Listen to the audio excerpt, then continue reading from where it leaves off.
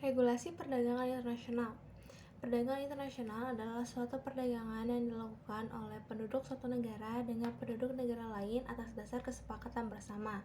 Penduduk yang dimaksud dapat berupa antar perorangan atau individu dengan individu, antara individu dengan pemerintahan suatu negara, atau pemerintahan negara dengan pemerintahan negara lain.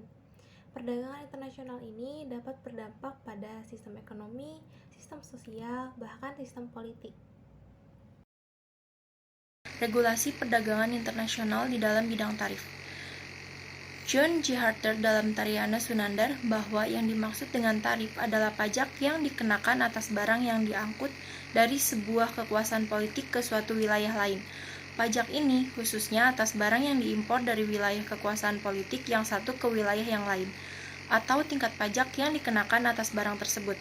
Adapun menurut pasal 1 angka 21 Undang-Undang Nomor 17 Tahun 2006 tentang perubahan Undang-Undang Nomor 10 Tahun 1995 tentang kepembebanan, bahwa pengertian tarif adalah klasifikasi barang dan pembebanan bea masuk atau bea keluar. Tariana Sunandar mengkategorikan tarif impor menjadi 3 bentuk, yaitu pertama ada ad-valorem tarif adalah pajak yang diperhitungkan berdasarkan pada persentase nilai barang impor. Misalnya, harga barang A $100 telah dikenakan tarif sebesar 10%, maka barang tersebut akan dikenakan tarif 10% dari $100, yaitu $10. Yang kedua ada spesifik tarif, adalah pajak yang diperhitungkan berdasarkan per unit atau per jumlah barang. Misalkan, tarif akan dikenakan sebesar $10 per ton atau 5% untuk setiap ton. Yang ketiga ada mixed tarif, adalah pajak yang dikenakan berdasarkan sistem kombinasi dari kedua bentuk tarif di atas. Misalnya, tarif dikenakan 5% per kilogram plus 10% dari jumlah barang. Dalam regulasi perdagangan internasional di bidang tarif atau bea masuk, memiliki 3 jenis macam tarif. Yang pertama ada bea compound. Untuk jenis barang tertentu dikenakan bea masuk hanya 5% dari harga barang tersebut ditambah dengan 200 per unit atau specific ad valorem.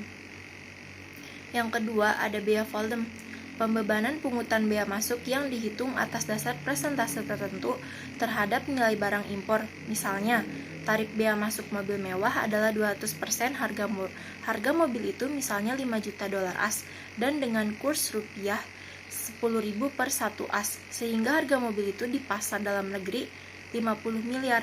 Maka bea masuk barang mewah tersebut adalah 300% dikali 50 miliar sama dengan 150 miliar. Yang ketiga, ada bea spesifik. Pembebanan pungutan bea masuk yang dihitung atas dasar satuan atau ukuran fisik tertentu dari barang yang diimpor. Misalnya, bea masuk kulkas 50.000 per unit, TV 25.000 per unit, dan bea compound atau disebut juga specific ad valorem adalah kombinasi antara bea masuk ad valorem dan bea masuk spesifik. Untuk jenis barang tertentu dikenakan bea masuk hanya 5% dari harga barang tersebut ditambah dengan 200 per unit. Tarif tersebut haruslah melakukan bea masuk dengan pembayaran nilai uang negara yang ingin dituju atau diimpor. Hal ini bertujuan agar ketika terjadinya perubahan modal dan jumlah nilai mata uang negara pengekspor lebih tinggi daripada nilai mata uang negara pengimpor, maka hal tersebut akan menambah pengeluaran bagi negara pengimpor. Regulasi perdagangan internasional anti-dumping. Dumping adalah suatu kebijakan diskriminasi harga secara internasional atau international price discrimination yang dilakukan dengan menjual suatu komoditi di luar negeri dengan harga yang lebih murah dibandingkan yang dibayar konsumen di dalam negeri.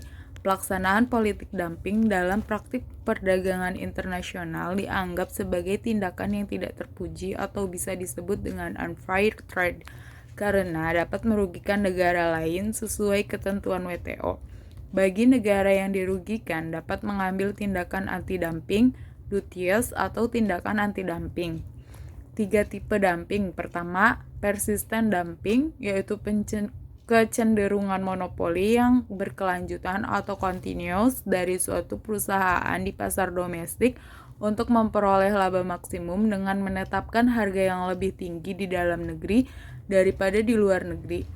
2. Predatory dumping, yaitu tindakan perusahaan untuk menjual barangnya di luar negeri dengan harga yang lebih murah untuk sementara atau temporary, sehingga dapat mematikan atau mengalahkan perusahaan lain dari persaingan. Setelah dapat memonopoli pasar, barulah harga kembali dinaikkan untuk mendapatkan laba maksimum. 3. Sporadic dumping, yaitu tindakan perusahaan dalam menjual produknya di luar negeri dengan harga yang lebih murah secara sporadik dibandingkan harga di dalam negeri. Regulasi perdagangan internasional, penyelesaian anti-dumping di Indonesia, industri dalam negeri yang mengalami kerugian serius atau ancaman kerugian serius yang disebabkan oleh lonjakan impor barang serupa atau secara langsung persaingan dapat mengajukan permohonan penyelidikan tindakan safeguard kepada Komite Pengamanan Perdagangan Indonesia atau KPPI. Pihak-pihak yang dapat mengajukan permohonan tersebut adalah produsen, asosiasi produsen, organisasi pekerja, importir, asosiasi importir, industri pemakai, eksportir, asosiasi eksportir, pemerintah, perorangan, atau badan hukum yang terkait. Lembaga yang berwenang menangani tindakan safeguard adalah Komite Pengamanan Perdagangan Indonesia atau KPPI dan Direktorat Pengamanan Perdagangan atau bisa disebut dengan DPP. Permohonan terhadap dugaan dumping dilakukan berdasarkan permohonan pihak yang dirugikan dengan dukungan data tentang adanya dumping dan pengaruhnya terhadap industri tersebut. Jika inisiatif penyelidikan datang dari badan yang berwenang, penyelidikan demikian harus dapat dilakukan jika terdapat bukti tentang dua hal tersebut di atas. Adapun bukti ini bentuknya tertulis, diajukan oleh setiap pihak yang berkepentingan dengan proses penyelidikan tersebut.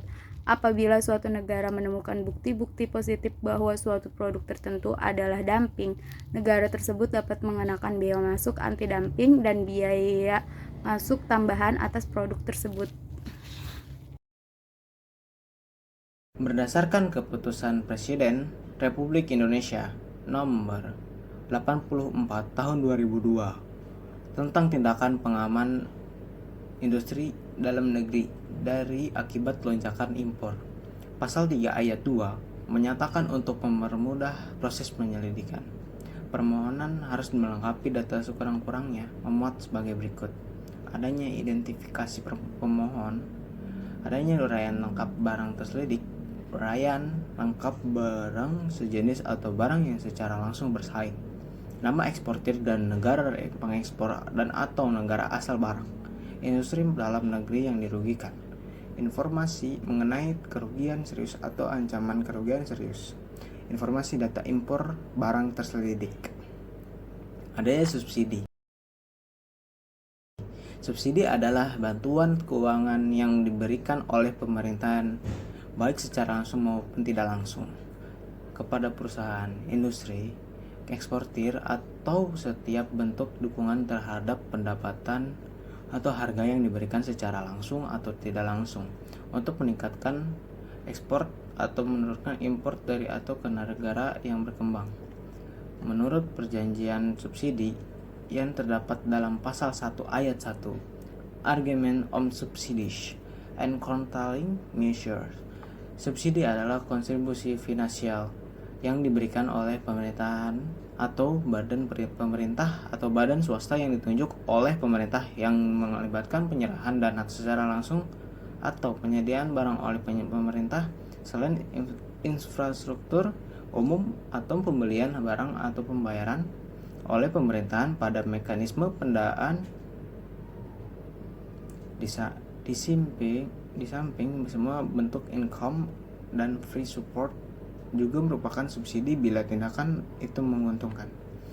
Tujuan pemberian subsidi antara lain adalah untuk meningkatkan produksi di dalam negeri dan agar barang buatan sendiri dapat dijual dengan harga relatif murah, sehingga dapat meningkatkan daya saing terhadap barang-barang impor maupun di pasar ekspor dan dapat mempertahankan jumlah konsumsi dalam negeri.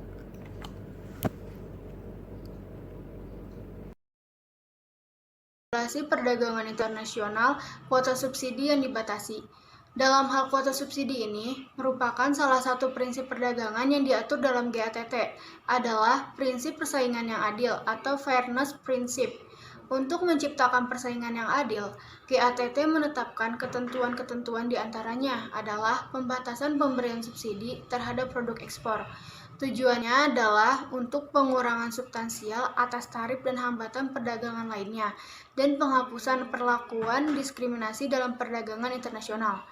Hal inilah yang tetap tidak dapat dipungkiri, bahwa subsidi yang dilakukan oleh suatu negara dapat berdampak pada perbuatan yang dapat memiliki dampak yang buruk terhadap ekonomi atau sektor tertentu negara-negara lain.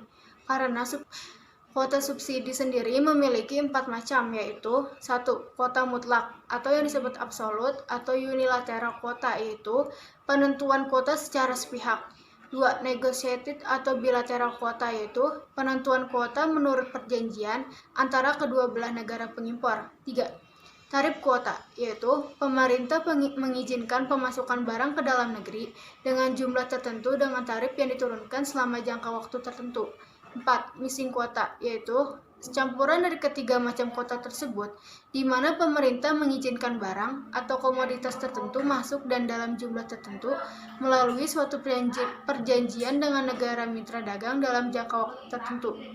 Pemberlakuan kuota itu sendiri bertujuan untuk melindungi kepentingan ekonomi, menjaga keseimbangan, balance of payment, bahkan untuk melindungi. Selanjutnya, regulasi perdagangan internasional Safeguard. Berdasarkan artikel 19 GATT 1947, bahwa salah satu syarat untuk melakukan tindakan pengamanan atau safeguard oleh negara-negara WTO adalah untuk melindungi industri dalam negeri dan bersifat non-diskriminatif. Hal ini berarti bahwa tindakan safeguard melalui pembatasan impor diterapkan karena telah terjadi peningkatan produk impor, sehingga menimbulkan kerugian atau injury yang serius di dalam negeri negara pengimpor. Dengan demikian, negara-negara pengekspor harus dibatasi aksesnya di pasar negara pengimpor. Ketentuan tentang tindakan safeguard di Indonesia diatur dalam Undang-Undang Nomor 7 Tahun 1994 tentang pengesahan Agreement Establishing the World Trade Organization. Peraturan lebih lanjut ditetapkan dalam bentuk keputusan Presiden Nomor 84 Tahun 2002 tentang tindakan pengamanan industri dalam negeri dan akibat lonjakan impor.